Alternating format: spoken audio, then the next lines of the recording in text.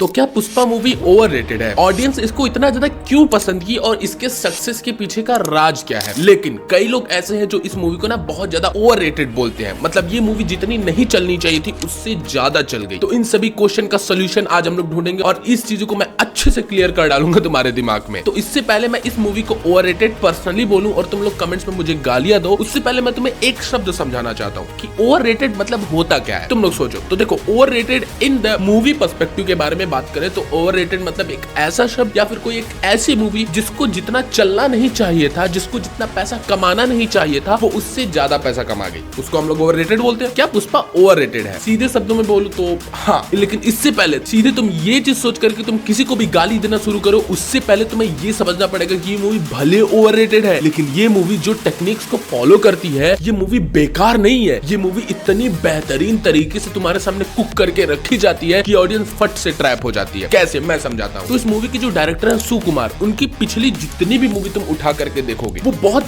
बड़ी मूवीज तुम्हें नहीं देखने को मिलेंगी। वो मूवी इंडियन ऑडियंस पे इतना भयंकर इम्पैक्ट क्रिएट करती है कि मैं बता नहीं सकता। लाइक आज भी सुकुमार की कई सारी मूवियां हैं, अगर तुम किसी भी बॉलीवुड या हॉलीवुड या किसी भी इंडिया के रीजन में चले जाओगे, किसी न किसी टीवी चैनल पे उनकी कोई ना कोई मूवी तुम्हें चलती दिख जाएगी और लोग उसे पसंद करते हैं। लेकिन इसका मतलब ये नहीं कि वो मूवी बेस्ट है। सुकुमार कुछ ऐसी टेक्निक फॉलो करते हैं जिससे उन्हें पता है कि ऑडियंस को क्या चीजें दिखानी है, कौन सी टेक्निक फॉलो करनी है कि जिससे ऑडियंस ट्रैप हो जाए, मेरे बस में आ जाए और ऑडियंस को मूवी मजा देने लगे। सीधी बात बोल तो सुकुमार के पास कुछ ऐसी हिडन टेक्निक्स है जिसको बाकी सारी मूवियों में नोटिस करके पुष्पा मूवी में अप्लाई किए हैं और वो टेक्निक इतना ज्यादा ऑडियंस को पसंद आई है कि ये मूवी एक बहुत बड़ी ब्लॉकबस्टर हो गई। इस मूवी की स्टोरी बहुत तगड़ी तो नहीं है, लेकिन वो जो टेक्निक है वो अप्लाई करना किसी भी डायरेक्टर के लिए एक बहुत ही बड़ी बात होती है। तो आज हम लोग उसी टेक्निक्स के बारे में डिस्कस करेंगे, कौन सी चीज इस मूवी को बाकी मूवियों से अलग बना देती है। तो मैं जिस भी टेक्निक के बारे में बात करने वाला हूँ वो मैं पुष्पा 1 मूवी के पर्सपेक्टिव से बात करूंगा, क्योंकि अभी तक पुष्पा 2 रिलीज नहीं हुई है। मे भी तुम रिलीज होने के बाद ये वीडियो देख रहे हो, लेकिन मैं 1 के ही पर्सपेक्टिव से बात करने वाला हूँ। तो सबसे पहले हम स्टार्ट करते हैं इस मूवी की स्टोरी से। तो देखो, मैं सीधी बात बोलूं, नो बकवास, इस मूवी की स्टोरी बहुत ही सिंपल है। लाइक एक कैरेक्टर है जिसको केवल 2 चीज चाहिए, पैसा चाहिए और इज्जत चाहिए, बस। ये मूवी इसी में पूरा का पूरा घूमती है। लेकिन ये मूवी जो है वो रिलेटेड अंडरडॉग स्टोरी है। रिलेटेड अंडरडॉग स्टोरी मतलब इस मूवी में तुमने देखा होगा कि हम लोग एक लेबरर के बारे में जानते हैं। मतलब पुष्पा जो है वो एक लेबरर है। लेबरर मतलब मजदूर है, मतलब एक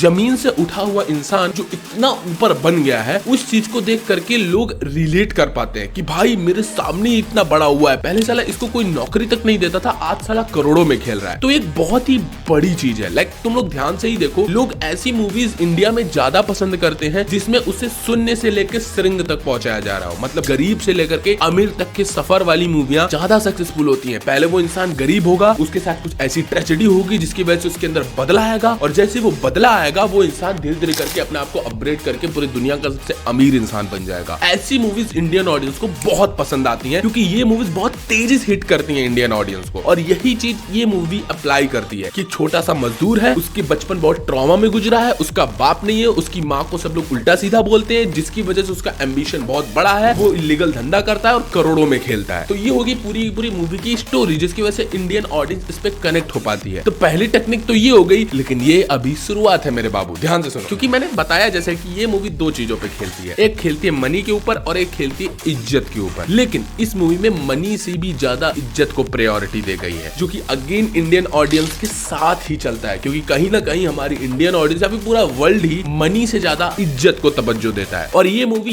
यही करती है, ये मूवी मनी को तवज्जो देती है, क्योंकि मूवी की स्टार्टिंग से ही देखोगे तो पुष्पा को पैसे से ज्यादा मतलब होता है। लेकिन कई सीन ऐसी आती है, मनी को यहाँ रखती है और इज्जत को यहाँ रख देती है। जैसे कुछ सीन मैं तुम्हें बताता हूँ। मूवी की स्टार्टिंग में ही जब हमारा पुष्पा जो वो फैक्ट्री में काम कर रहा होता है, उस सीन में क्या देख रहे हो? उस सीन में हमें देखने को मिलता है कि वो पैसे को ना छोड़ करके अपने इज्जत के लिए उस फैक्ट्री को छोड़ देता है। आफ्टर जब ये चंदन वाली लकड़ी के ट्रक को छुपा देता है इस कुएं में एंड पुलिस थाने में खूब ज्यादा मार खाता है, देन कोंडा रेड्डी के भाई लोग आते हैं एंड उनके साथ वो वैन में बैठ करके जब जाता है उस ट्रक को बताने के लिए कुएं के पास, देन बताने के बाद कोंडा रेड्डी का जो छोटा भाई होता है जॉली रेड्डी, वो वैन में बैठ करके इसको नहीं लेकर के आता है, कहता है तो खुद से आ। तो यहाँ पर भी तुम देखोगे तो पुष्पा हमारा उस पैसे को ना सही जगह इन्वेस्ट करके अपने इज्जत को बढ़ाने के लिए तुरंत एक वैन खरीदता है, नया वैन, और कहता कहता है मैं तो इसी वैन पे बैठ करके जाएगा, वैन से आया था वैन से ही जाएगा, जो कि कहीं ना कहीं ये चीज बताती है कि भाई इसकी इज्जत पैसों से बड़ी है। और यही नहीं, उसके आगे मूवी के कई सीन्स में जैसे कि कोंडा रेड्डी के साथ जब ये काम करना स्टार्ट करता है तो कोंडा रेड्डी इसे 25 लाख में से 5 लाख रुपए ऑफर करता है पर ट्रांजैक्शन का, हर बार माल को ट्रांसफर करने का। लेकिन ये बंदा 5 लाख रुपए ना लेकर के पूरे के पूरे शेयर का 4% लेने का फैसला करता है, जो कि बहुत कम होता है। 1 लाख होता है 25 लाख में से। और कोंडा रेड्डी बोलता भी है कि पागल है क्या तू। लेकिन यहाँ पर इज्जत को पुष्पा ज्यादा तवज्जो देता है, क्योंकि वो चाहता है कि वो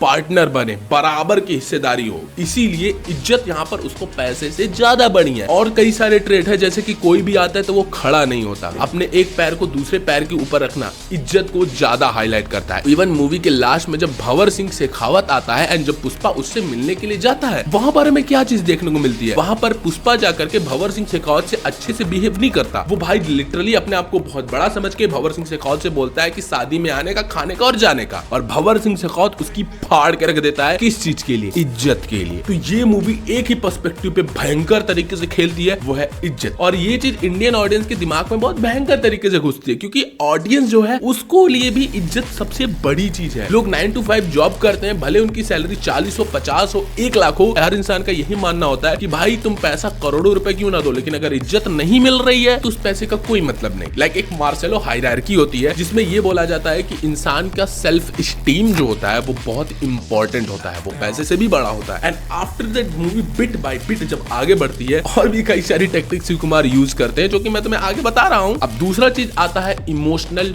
डेप्थ। देखो कोई भी मूवी जो होती है, कितनी भी बड़ी बड़ी मूवीज हम उठा करके पकड़ लें, जैसे KGF पकड़ ले, KGF 2 पकड़ ले, सालार पकड़ ले, कोई भी मूवी उठा करके पकड़ लो, वहां पर इमोशनल डेप्थ में एक ऐसे कैरेक्टर को पकड़ा जाता है। इवन पुष्पा की मैं बात कर रहा हूँ, बाकी वो मूवी को कनेक्ट करके, कि अगर किसी मूवी में तुम्हें इमोशनल करना है, तुम्हें दुखी करना है, तो टॉलीवुड वाले एक रूल फॉलो कर रहे हैं इस समय। तो भाई पकड़ के रख लिए हैं कि एक ऐसा कैरेक्टर है तुम्हारे लाइफ में भी, हमारे लाइफ में भी, और वही लाइफ वाले कैरेक्टर को इस मूवी में भी घुसा दो इमोशनल करने के लिए ऑडियंस को। और वो फैक्टर है माँ एक ऐसा फैक्टर है कि भाई ये सारी मूवी इतने भयंकर तरीके से यूज करती हैं, और इन्हें पता है कि ये मम्मी जी का फैक्टर अगर हम यूज करेंगे तो मूवी में ये इमोशनल जो डेप्थ है वो एक अलग लेवल का जाएगा। और यही चीज तुम KGF में देखो, माँ का एंगल चलता है, माँ की वजह से वो इतना ज्यादा अमीर बनता है। KGF 2 में सेम पैटर्न, सालार में भी सेम पैटर्न, माँ की वजह से वो कुछ भी नहीं करता, माँ की सारी बातों को मानता है, माँ की इजाजत सराखों पे रखता है। और सेम विद पुष्पा में भी यही चीज तुम्हें देखने को मिलती है कि भाई वो अपनी माँ के लिए कुछ भी करने को तैयार है। लाइक उसका बाप नहीं है, उसकी माँ को लोग उल्टा सीधा बोलते हैं, उसको नाजायज बोलते हैं, और ये चीज उसको हिट करती है, और इसी की वजह से वो पैसा बनाता है एंड इज्जत के लिए इतना ज्यादा भागता है। और इन सभी मूवी में तुम एक चीज नोटिस करो, कहीं ना कहीं इन सभी कैरेक्टर्स के बाप नहीं होते। तो माँ एक ऐसा फैक्टर बन जाती है कि एक माँ विदाउट उसका पति थी और उसका बच्चा जिसका बाप नहीं है, तो ऑडियंस तो इमोशनल होगी ही ना। क्योंकि KGF 1 में देखो उसका बाप निकम्मा निकल जाता है, सालार में देखो उसका बाप मर जाता है, पुष्पा में देखो उसका बाप जो है पुष्पा की माँ को रखेल बना करके रखता है। तो बात यहीं पर आती है कि बाप तो होते नहीं है, और माँ भी होती है, वो लाचार होती है, उसके ऊपर कुछ ना कुछ धब्बा लगा होता है, टैग लगा होता है, जिसकी वजह से उसके समाज के काफी ज्यादा दुख दर्द को झेलने पड़ते हैं। और ये सभी मूवी इसी चीज को दिखाती है, और इसीलिए इमोशनल डेप्थ जो है इस मूवी में बहुत अच्छे से काम करती है। लेकिन यहाँ पर वही चीज यूनिक बन जाती है, ये मूवी इमोशनल डेप्थ को लेकर के उसमें से एक फैक्टर निकालती है इज्जत वाला, जो कि इस पूरी मूवी में चलता है। सेम विद KGF में भी वही चीज चलती है कि मूवी में माँ उसकी होती है, लोग माँ को बहुत ज्यादा बोलते हैं, और उसकी माँ की शिक्षा की वजह से ही हमारा जो रॉकी भाई होता है वो उसी में से हमारा डायरेक्टर निकालता है एक फैक्टर कि माँ को पैसा चाहिए, माँ हमेशा बोलती है कि भाई पैसे कमाओ, इज्जत कमाओ, और उसी चीज को देख करके हमारा जो रॉकी भाई है वो वही चीज फॉलो करता है। और पुष्पा में भी वही रूल फॉलो होता है। अब ये तो हो गई इमोशनल डेप्थ की बात, किस तरीके से ऑडियंस के दिमाग को ट्रैप किया जाता है। अब तीसरे सबसे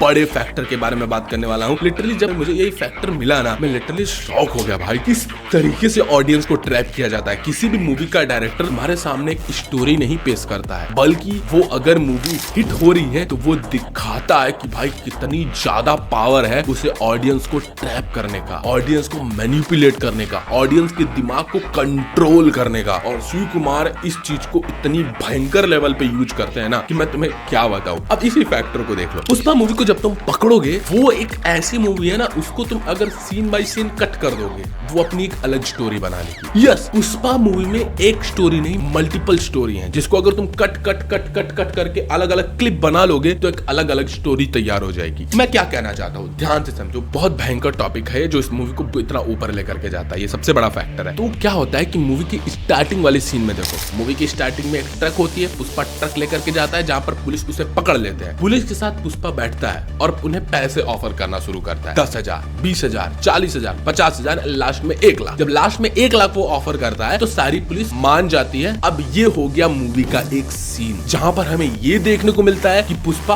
पैसे के दम पे बहुत कुछ कर रहा है, पैसे के दम पे वो पुलिस को अपने अंडर ले लिया है। जो कि ऑडियंस जब मूवी देखने बैठी, ये सीन उसके सामने आया तो ऑडियंस बोली, अरे यार कुछ तो तगड़ी बात है पुष्पा में, देखनी चाहिए आगे क्या होता है। अगली सीन जब फैक्ट्री आती है, फैक्ट्री में पुष्पा बैठा हुआ होता है, काम करता है, ब्रेड और चाय खा रहा होता है, अपने एक पैर को दूसरे पैर पे रख के बैठा हुआ होता है। सामने से उसका मालिक आता है और मालिक आता है और वो चाहता है कि वो पैर नीचे करके रखे, लेकिन वो पैर नीचे नहीं करता। उसका मुनीम आता है, कहता है भाई तेरे को इज्जत करनी चाहिए। तो पुष्पा बोलता है मेरे को काम करने का पैसा मिलता है, इज्जत का पैसा नहीं मिलता। और फिर क्या करता है कि वो जॉब छोड़ देता है और कहता है अपने मालिक से बोल इज्जत मार्केट से खरीद लेगा। ये इतनी हो गई दूसरी सीन जो कि ये रिप्रेजेंट करती है कि पुष्पा के लिए इज्जत बहुत बड़ी चीज है। लाइक इस सीन को ध्यान से देखो, ये सीन पिछले वाले सीन से कनेक्टेड नहीं है। लाइक पिछले वाला सीन क्या था, जहां पर वो पैसे के लिए पुलिस को पैसा दिया और अपनी माल को छुड़वा लिया, वो एक इंडिविजुअल सीन हो गई, इसका कोई कनेक्शन नहीं। अब ध्यान से देखो स्टोरी बनती जा रही है। उसके अगले वाले सीन में देखो, जब वो घर पे जाकर के सोता है, मकान मालिक आता है, परेशान करता है, वो अपनी भैंस को बेचता है और पैसा उसके मुंह पे फेंक के मारता है। लेकिन एक बड़ी चीज वो क्या करता है कि पैसा तो वो दे देता है, लेकिन वो बोलता है कि भाई तूने जितनी मेरी बेइज्जती की है सब लोगों ने सुना है, चल घर घर जाकर के बता कि मैंने तेरे पैसे दे दिए, मेरी इज्जत बना। और वो घर घर जाकर के मारता है और घर घर जाकर के अपनी इज्जत बनवाता है। ये एक इंडिविजुअल सीन हो गई, इसका भी कनेक्शन पीछे वाले सीन से नहीं है। और यहाँ पर भी देखने को मिलता है कि पुष्पा की इज्जत ज्यादा बड़ी है। अब एक चीज तुम नोटिस करते जाओ, सबसे पहली वाले सीन जो स्टार्टिंग वाली सीन थी, उसमें तुम्हें क्या देखने को मिला? उसमें तुम्हें मनी देखने को मिला, पावर ऑफ मनी इंट्रोड्यूस किया गया कि पुष्पा के पास पावर ऑफ मनी है। दूसरी सीन देखो, जहां पर हमारा फैक्ट्री वाली सीन था, वहां पर हमें क्या देखने को मिला? वहां पर हमें इज्जत देखने को मिली कि पुष्पा के लिए पैसे से ज्यादा इज्जत बढ़ी है। तीसरी सीन देखो, जो है मकान मालिक वाली सीन, वहां हमें क्या देखने को मिली? वहां हमें पैसा और इज्जत दोनों देखने को मिली। पुष्पा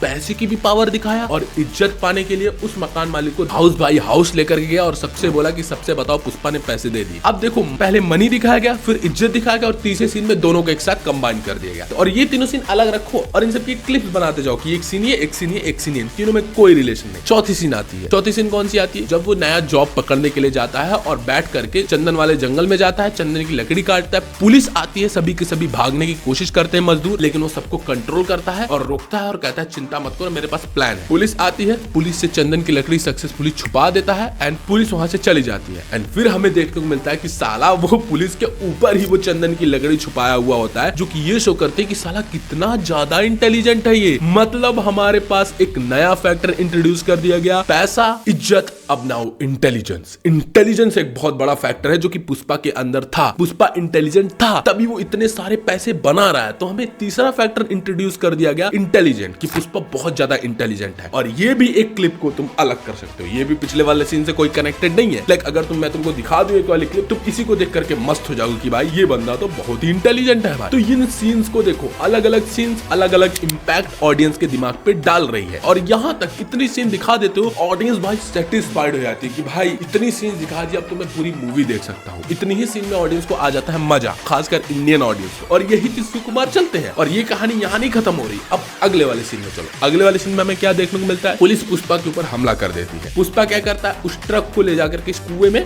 छुपा देता है। पुलिस पुष्पा को पकड़ते हैं। पुष्पा बोलता है कि मेरे को इतना इतना पैसा चाहिए, मैं आपको बता दे रहा हूँ कि मैंने ट्रक कहाँ छुपाई है। लेकर के जाता है कुएं के पास और कहता है कुएं में मैंने डाल के रखी है। एंड आफ्टर दैट ट्रक को कुएं में दिखा देता है कि कुएं में है ट्रक, निकाल लो। लेकिन यहाँ पर जो जॉली रेड्डी होता है, कोंडा रेड्डी का छोटा वाला भाई, वो क्या करता है? जिस वैन से पुष्पा को लेकर के आता है, वो उस वैन से पुष्पा को लेकर के नहीं जाता। कहता है भाई ये ले, मुंह पे पैसा मारता है किराया, कहता है ऑटो से चला जाएगा। पुष्पा का ईगो यहाँ पर हर्ट होता है और पुष्पा उसी समय जितने पैसों से मिलता है वो वैन खरीदता है। ये एक इंडिविजुअल सीन हो गई जो कि हमें तीन चीज दिखाती है। पहली चीज पैसा, पुष्पा पैसे की मांग करता है, किस तरीके से इन कोंडा रेड्डी के भाइयों से कि मेरे को इतने पैसे चाहिए, और पैसा वो कैसे बनाता है। दूसरी चीज उसका इंटेलिजेंस, कि किस तरीके से वो अपने दिमाग से उस ट्रक को उस कुएं में छुपा देता है कि कोई जान भी नहीं सकता, पुलिस पकड़ भी नहीं पाती। तीसरी चीज इज्जत, कि वो तुरंत पैसा पाता है और उसे वैन से लेकर के नहीं जाता है जॉली रेड्डी, तो तुरंत वो नया वैन खरीदता है। अब देखो कि किस तरीके से पहले पैसा दिखाया गया, फिर इज्जत दिखाई गई, फिर दोनों को मिक्स कर दिया गया, फिर इंटेलिजेंस दिखाया गया, फिर तीनों को मिक्स कर दिया गया। तो इस तरीके देख रहे हो सुकुमार किस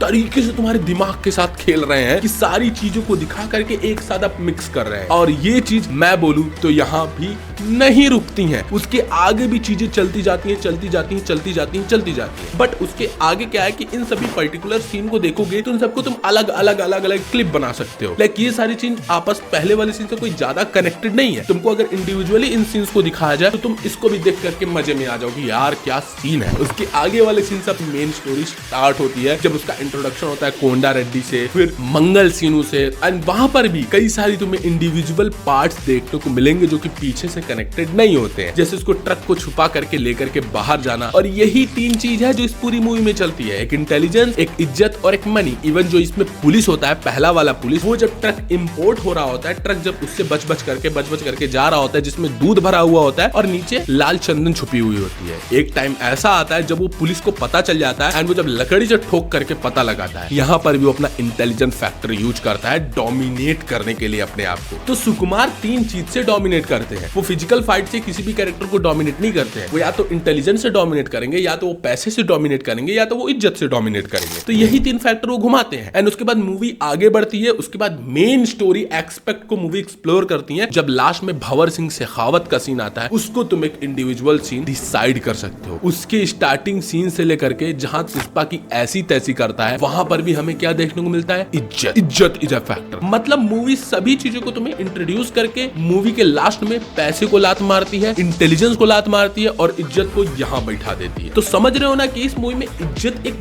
बहुत बड़ा फैक्टर है। जैसे मैंने तुम्हें शुरू में ही बताया कि इज्जत के माफिक ये मूवी खेल रही है, इज्जत के लिए ये मूवी खेल रही है। इवन पुष्पा का जो बचपन का ट्रॉमा होता है कि उससे लोग बोलते हैं कि भाई तू नाजायज है, उसका जो भाई लोग होते हैं उसको बोलते हैं कि साले तू नाजायज है, तेरी मम्मी मेरे पापा की रखेल है, वो भी पूरा का पूरा जो ट्रैप देखो ध्यान से, वो भी इज्जत का ही ट्रैप होता है। पुष्पा इज्जत के लिए ही तड़प रहा होता है बचपन से और उसी के लिए वो काम कर रहा होता है। तो भंवर सिंह शेखावत जब उसको पुलिस थाने में बैठ करके पुष्पा जब पहली बार उसके पास जाता है तो पुष्पा भी डिसरिस्पेक्ट करता है भंवर सिंह शेखावत का पहले, इसलिए भंवर सिंह शेखावत उसकी ऐसी तैसी करता है और भंवर सिंह शेखावत सीधा टारगेट करता है उसकी मम्मी के ऊपर, मतलब उसके इमोशनल उसी इज्जत वाले पर्सपेक्टिव के ऊपर, जिससे पुष्पा की ऐसी तैसी हो जाती है, हमेशा ट्रॉमा में चला जाता है जब भी कोई उसको नाजायज बोलता है। तो ये चीज देखो सुकुमार इसी टेक्निक को इतना ज्यादा चलाते हैं जिससे ऑडियंस अपने आप को उस चीज से कनेक्ट कर पाती है। ये फैक्ट को हम इग्नोर नहीं कर सकते। पूरी दुनिया भी इसी तीन चीज पे ही घूम रही है, इंटेलिजेंस पे घूम रही है, पैसे पे घूम रही है और इज्जत पे घूम रही है, और लोगों के लिए इज्जत बहुत बड़ी चीज है। और सुकुमार भी अपनी मूवी में यही ब्रॉड पर्सपेक्टिव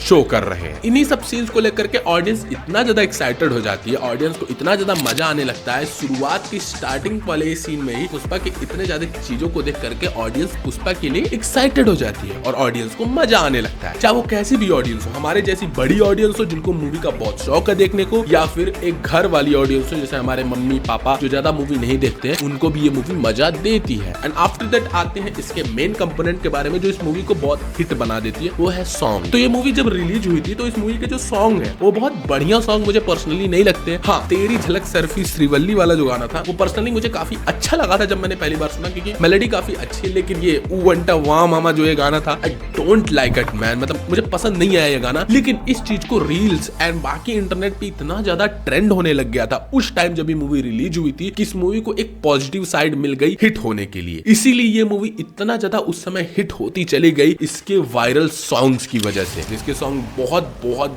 बहुत ज्यादा वायरल हो गए थे। और केवल सॉन्ग ही नहीं, अब अगले चीज के बारे में बात करते हैं जो कि वन लाइनर डायलॉग। इस मूवी को हिट बनाने के लिए इसके वन लाइनर डायलॉग जो है वो बहुत बड़ी पर्सपेक्टिव पे हिट बनाते हैं इसको। तुम इसके डायलॉग्स के बारे में अगर मैं अभी भी बोलूं तो तुम लोग जेन्युइन जानते ही होगे कि झुकेगा नहीं साला और बाकी सारे फ्लावर पुष्पा फायर नहीं फ्लावर नहीं फायर है मैं। तो ये सारे डायलॉग्स अभी भी ट्रेंड करते हैं और उस समय तो भाई रील्स पे जिस भयंकर तरीके से फटे थे ये सारे डायलॉग्स, लोग घर घर के बच्चे बस यही रिपीट करते थे कि झुकेगा नहीं झुकेगा नहीं। और मुझे लिटरली इतना इरिटेशन हो गया था इस चीज को सुन सुन करके, भाई मेरा दिमाग फट गया था कि भाई बस करो यार, बस करो यार। वो चीजें एक टाइम बाद मुझे क्रिंज लगने लग गई थी। तब तुम समझ सकते हो कि किस भयंकर लेवल पे इसके वन लाइनर डायलॉग्स फटे थे। और इसके डायलॉग्स और म्यूजिक म्यूजिक एक बहुत ही बड़े एस्पेक्ट थे इस मूवी को इतने ऊपर ले जाने के लिए, क्योंकि बहुत बड़ी बड़ी पर्सनालिटी इसके डायलॉग्स को रिक्रिएट कर रही थी इंस्टाग्राम रील्स पे। सबसे बड़ी तो ऑस्ट्रेलियन क्रिकेटर, नाम नहीं याद आ रहा है भाई, छोड़ो आगे बढ़ते हैं। अब उसके बाद आते हैं दूसरी चीज जो कि इस मूवी को और भी बेटर कर देते हैं, इस मूवी की पर्सनालिटी, पुष्पा की पर्सनालिटी। पुष्पा की पर्सनालिटी एक बहुत यूनिक पर्सनालिटी है। बाकी मूवीज में देखोगे तो वैसी पर्सनालिटी तुम्हें किसी की दिखेगी नहीं। वो फिजिकली भी ऐसे है, लाइक उसके कंधे एक ऐसे हैं जो कि इसको बाकी मूवी के कैरेक्टर से ना बहुत ही अलग बनाता है। उसके बोलने का तरीका अलग है, सोचने का तरीका अलग है। वो एक ऐसा बंदा है जो कि बहुत पढ़ा लिखा नहीं है और बहुत गंवारू भाषा में बोलता है, लेकिन बहुत इंटेलिजेंट है। तो ये चीज अलग से ऑडियंस को हिट करती है कि भाई ये बंदा अलग है, भाई ये बंदा अलग तरीके से बोलता है, अलग तरीके से चलता है, अलग तरीके से नाचता है, भाई ये बंदा मजेदार है। और तुम्हें पता ही है कि इंटरनेट पे वही चीजें चलती हैं जो बिल्कुल अलग होती हैं, बहुत डिफरेंट होती हैं। सेम चीजें इंटरनेट पे नहीं सरवाइव कर पाती।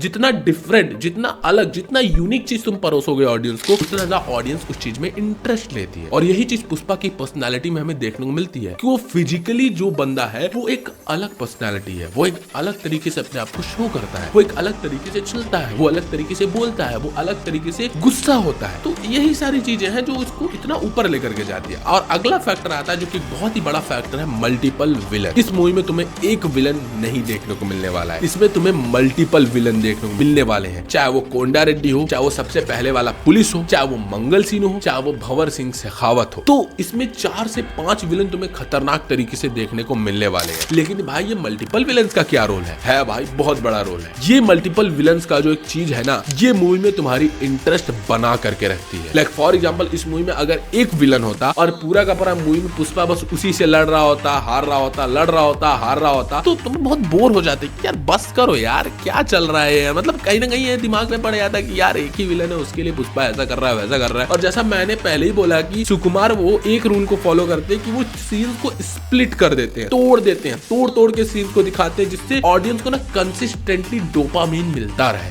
यस, डोपामिन उन्हें कंसिस्टेंटली मिलता रहे। लाइक यहाँ पर मैं सालार मूवी का एग्जांपल लेना चाहूंगा। सालार मूवी एक ऐसी मूवी थी जो तुम्हें कंसिस्टेंटली डोपामिन नहीं देती है। वो मूवी वर्ल्ड बिल्डिंग करती है, बिल्ड होते होते होते होते लास्ट में यहाँ तक चली जाती है। जो ऑडियंस मूवी की ज्यादा शौकीन नहीं होती, जिनका काम होता है जॉब करना और शाम को आकर के टीवी देख लेना, वैसी ऑडियंस को सालार दिखाने बैठ जाओगे ना तो उन्हें समझ में ही नहीं आएगा, उन्हें मजा ही नहीं आएगा। क्यों? क्योंकि उन्हें कंसिस्टेंटली डोपामिन नहीं मिल रहा, उन्हें वो हैप्पी हार्मोन नहीं मिल रहा है। तो वो चीज देख करके उन्हें मजा नहीं आएगा। लाइक मेरी फैमिली को दिखा दो, तुम अपनी फैमिली को दिखा दो, उन्हें नहीं मजा आने वाला। लेकिन पुष्पा उल्टा करती है, पुष्पा तुम्हें कंसिस्टेंटली डोपामिन देते जाती है। हर स्प्लिट वाले सीन पे जब पुष्पा अपना इंटेलिजेंट, इज्जत और पर्सनैलिटी को शो करता है, तुम्हें वो चीज कंसिस्टेंटली डोपामिन देती है। और यही चीज मल्टीपल विलन्स को इसीलिए रखा गया है कि पुष्पा पहले एक विलन को हराता है तो तुम्हें एक बार डोपामिन मिलता है, फिर दूसरे विलन पे भिड़ता है, उसकी ऐसी तैसी करता है, फिर तुम्हें डोपामिन मिलता है, तीसरे विलन की ऐसी तैसी, फिर तुम्हें डोपामिन, चौथे विलन की ऐसी तैसी, फिर तुम्हें डोपामिन, एंड लास्ट में आता है भंवर सिंह शेखावत जो पुष्पा की फाड़ करके देता है, जिससे तुम्हें और भी ज्यादा मजा आता है। और लेवल बाय लेवल तुम एक चीज नोटिस करते जाओगे। सबसे पहले पुष्पा में तुम्हें सबसे छोटा विलन देखने को मिलेगा, देन उससे बड़ा विलन, फिर उससे बड़ा विलन, फिर सबसे बड़ा विलन। सबसे पहले पुष्पा तुम्हें पुलिस की ऐसी तैसी करते हुए देखेगा, जो कि भाई इस हायरार्की में बहुत नीचे है। यहाँ पर आता है वो पुलिस वाला जो शुरू में चंदन वाली चीजों को देखता है, तो पुष्पा पहले उसकी ऐसी तैसी करता है। आफ्टर दैट वो आता है किसके ऊपर? कोंडा रेड्डी के ऊपर, कोंडा रेड्डी की ऐसी तैसी करता है। आफ्टर दैट वो आता है मंगल सिन्हू के ऊपर, मंगल सिन्हू की ऐसी तैसी करता है। एंड लास्ट में आता है वो भंवर सिंह शेखावत के ऊपर, जो कि इस मूवी का ग्रैंड विलन है, जिसकी वो लास्ट में उसकी भी ऐसी तैसी कर देता है। लेकिन अभी अच्छे से किया नहीं कि भंवर सिंह शेखावत दूसरे पार्ट में इसकी ऐसी तैसी फिर से करने वाला है। लेकिन मुझे एक पर्सनली चीज लगती है कि एक विलन और है जो सबसे भयंकर इंपैक्ट क्रिएट करके रखा है पुष्पा के ऊपर। हम उसे नोटिस तो नहीं करते हैं, हम उसे बिल्कुल भी नोटिस नहीं करते हैं, हम उसे देखते हैं हटाओ इसको, लेकिन वो बंदा पुष्पा की दिमाग की ऐसी तैसी करके रख दिया है, पुष्पा का बचपन बर्बाद करके रख दिया है। उसका इंपैक्ट पुष्पा के ऊपर बहुत ज्यादा है, और वो है उसका ये भाई। इस भाई को जितना हम लोग हल्के में ले रहे हैं कि भाई ये तो क्या है, इसके पास ना कोई पावर है ना कुछ है, ये बंदा भाई बहुत ही इंपैक्टफुल बंदा है। ये मुझे पर्सनली भंवर सिंह शेखावत से भी ज्यादा इसका इंपैक्ट लगता है, क्योंकि सोचो यार, ये ऐसा बंदा है जो पुष्पा की बचपन की माँ बहने कर दिया है, ऐसा ऐसा ट्रॉमा दिया है पुष्पा को कि जब भी उसके सामने बाप की बात आती है, पुष्पा की फटके 4 हो जाती है, वो कुछ बोल नहीं पाता, उसके इंटेलिजेंस, उसका पैसा सब फेल हो जाता है इज्जत के आगे जब भी कोई उसकी माँ बाप के बारे में बात करता है। मतलब ये विलन साला इतना भयंकर लेवल का ट्रॉमा दे दिया है, मतलब पुष्पा इससे इनडायरेक्टली हार चुका है। लेकिन मूवी के लास्ट में जाकर के जब पुष्पा बताता है कि मेरा खून ही मेरा ब्रांड है, वो चीज ये शो करती है कि भाई ये बंदा उस बंदे से भी अब थोड़ा सा डोमिनेट तो कर गया है, लेकिन क्या वो पूरा डोमिनेट कर पाएगा, पूरा उस विलन को मतलब अपने भाई को हरा पाएगा, वो चीज पार्ट 2 में पता चलेगी। तो सबसे ज्यादा इंपैक्ट अगर किसी बंदे का है तो वो इसके भाई का है, और ये चीज हमें सामने से नहीं दिखती है, लेकिन अगर तुम इनडायरेक्टली सोचोगे कि साला कौन सबसे भयंकर है, तो तुम्हें पता चलेगा कि हाँ भाई यही सबसे भयंकर है। स्लो पॉइजन की तरह काम करता है ये बंदा, इसी की वजह से वो इमोशनल डेप्थ क्रिएट हुई है, इसी की वजह से पुष्पा पैसे के लिए पागल है, और इसी की वजह से पुष्पा किसके पीछे भाग रहा है, इज्जत के पीछे भाग रहा है। तो इसको हल्के मत लेना भाई, पार्ट 2 में भी इसका बहुत भयंकर रोल में भी हो सकता है। और इसी के साथ ये सारी चीजें यहाँ पर खत्म होने के साथ साथ एक चीज और आती है कि भाई ये मूवी ना इज्जत पे ही बस खेल रही है, यही इसका सबसे नेगेटिव पॉइंट है, क्योंकि ये मूवी की स्टोरी बहुत बड़ी स्टोरी नहीं है। और पर्सनली बताऊं तो ये मूवी अपने इसी टेक्निक की वजह से इतनी ज्यादा हिट हुई है। ये मूवी ओवररेटेड है, क्योंकि ये मूवी मास्टरपीस नहीं है, स्टोरी में कोई बहुत भयंकर ड्रास्टिकली बहुत इनोवेटिव चीज तुम्हें नहीं दिखाती है, लेकिन इसकी जो टेक्निक है वो इंडियन ऑडियंस को ट्रैप कर लेती है, जिसकी वजह से लोग इसको ओवररेटेड बोलते हैं। जब उसको सुनते हैं यार स्टोरी तो ऐसी है वैसी है तो ओवररेटेड बोलते हैं, लेकिन ध्यान से दोस्तों इस बात को समझो कि जो ये टेक्निक फॉलो कर रही है वो लोग नहीं फॉलो कर रहे हैं, तुम भी फॉलो करो ना, बाकी डायरेक्टर भी फॉलो करें उस टेक्निक को, तो वो भी सक्सेस हो जाए। मूवी का मतलब ये नहीं कि मास्टरपीस बनाने से मूवी हिट हो जाएगी, नेवर। इंडिया में तो मास्टरपीस में 99.9% जो मास्टरपीस होती हैं वो अंडररेटेड ही रह जाती हैं, वो हिट ही नहीं होती। क्यों? क्योंकि वो सारे टायर के ऑडियंस को समझ में ही नहीं आती। लेकिन एक मास मसाला मूवी जो होती है, जिसमें स्टोरी का बैलेंस, दिमाग का बैलेंस एंड टेक्निक का बैलेंस होता है, वो ही मूवी एक भयंकर लेवल की कमाई कर पाती है। KGF 2 एंड पुष्पा, इन सभी मूवी को देख लो, इन सभी की स्टोरी और मास्टरपीस मूवी ये सारी नहीं है, लेकिन टेक्निक ही इसे मास्टरपीस बनाती है। लेकिन वही सालार की बात करें तो सालार एक रियल पीस ऑफ सिनेमा है जो हर ऑडियंस को नहीं समझ में आता है, जिसकी वजह से वो मूवी एक अंडररेटेड मूवी है। लोग बहुत उसके बारे में नेगेटिव बोलते हैं, मैंने पिछली वीडियो भी बनाई थी कि वो मूवी क्यों बेस्ट है और वो क्यों मास्टरपीस है। आई बटन पे वीडियो आ रही हुई, क्लिक करके बाकी देख लेना। लेकिन यही टेक्निक्स है जो मूवी को बेस्ट बनाती है, तो इसमें ओवररेटेड अंडररेटेड की कोई बात ही नहीं है। आप भी उस टेक्निक को अप्लाई करो, आप भी अच्छे पैसे कमाओ, कौन रोक रहा है भाई आपको। लेकिन वही बात है, इंडियंस के ऑडियंस का टेस्ट ऐसा ही है, ये फैक्ट मानो या ना मानो, हमारा टेस्ट, हमारी ऑडियंस का टेस्ट ऐसा ही है कि उनके सामने मास्टरपीस रख देते हैं तो उन्हें अभी नहीं समझ में आता है, लेकिन 10 साल बाद बोलेंगे यार ये मूवी तो अंडररेटेड रह गई यार, हमें उस समय देखना चाहिए था। रणवीर कपूर की कई सारी मूवी उठा करके देख लो, फॉर एग्जांपल रॉकस्टार मूवी अपने टाइम पे फ्लॉप हो गई थी वो, लेकिन अब लोगों को समझ में आता है। तमाशा अपने टाइम पे बहुत बुरी पिटी थी वो, इवन उस मूवी के डायरेक्टर इम्तियाज अली उस मूवी के फ्लॉप के बाद डिप्रेशन में चले गए थे, लेकिन आज देखो कितनी फट रही है। तो यही सारी चीजें है ना, लोग मास्टरपीस को इग्नोर करते हैं, लेकिन ऐसी मूवी जो टेक्निक को फॉलो करती हैं वो एक बड़ी हिट बन जाती हैं। लेकिन यही इस मूवी की नेगेटिविटी है कि ये मूवी ना बस इज्जत पर्सपेक्टिव पे खेलती है, पूरी मूवी में वही इज्जत वही इज्जत वही इज्जत वही इज्जत चलता है। बस करो यार, कुछ अलग भी पर्सपेक्टिव दिखा दो। और यही मैं होप कर रहा हूँ कि भाई पुष्पा 2 में ये लोग ऐसा कुछ भी मत करे, कुछ नया चीज लेकर के आओ, फिर से वही इज्जत वाली चीजें रिपीट करने लग जाओगे, फिर मैं तो नहीं भाई किसी भी मूवी की बड़ाई बताऊंगा, मैं तो सीधा भाई क्रिटिसाइज करने लग जाऊंगा, क्योंकि तुम्हें भाई एक ही चीज मिला है जो कि तुमने पार्ट 1 में घिसा है, तो पार्ट 2 में प्लीज उस चीज को मत घिसना। बाकी पुष्पा मुझे बहुत ज्यादा पसंद आई, तुम्हें कैसा लगा अपना कमेंट्स में भाई रिव्यू बता देना। और हाँ, सालार क्यों एक मास्टरपीस मूवी है, सामने वीडियो आ रही हुई, क्लिक करके जाकर के देख सकते हो।